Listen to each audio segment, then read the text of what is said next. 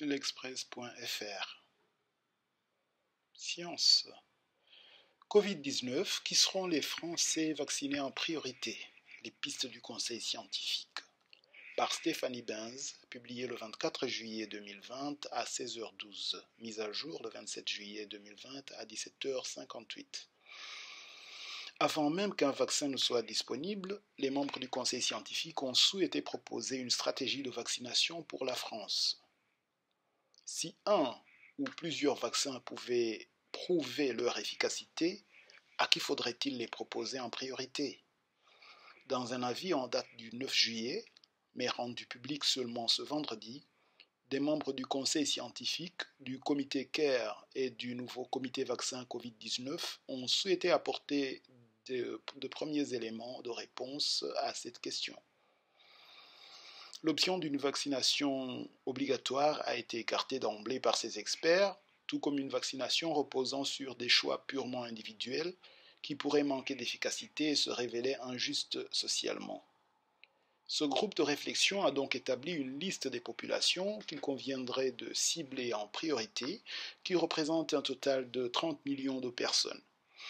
En premier lieu, et sans surprise, on trouve les 6,8 millions de Français exposés du fait de leur activité professionnelle, avec d'abord les professionnels de santé, mais aussi tous les personnels travaillant auprès des plus âgés dans les EHPAD ou à domicile, estimés au total à 1,8 million de personnes.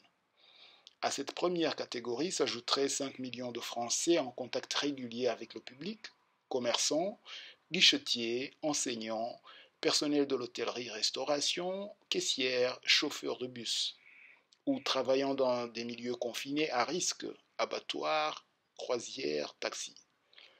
Et enfin, les travailleurs migrants vivant au foyer où des clusters sont régulièrement repérés.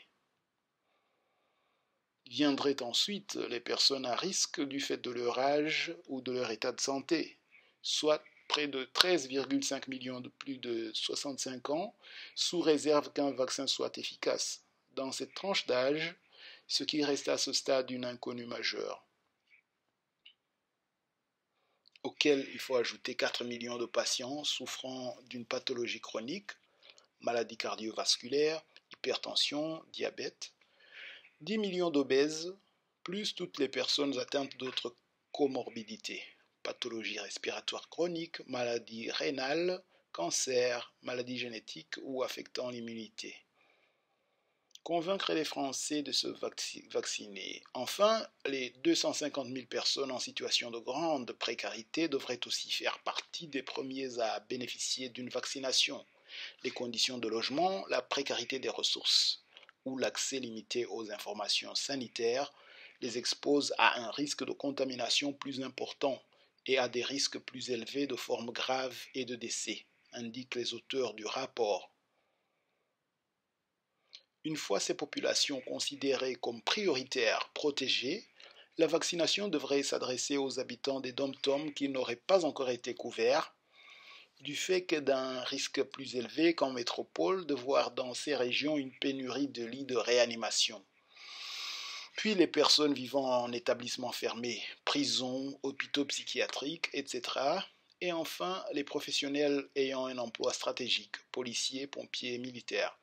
Tous les Français concernés, y compris ceux ayant déjà été infectés, pourraient bénéficier de la vaccination. Il n'existe pas d'argument suggérant que cela poserait problème et, au contraire, cela serait de nature à prolonger ou renforcer l'immunité acquise, relèvent les experts.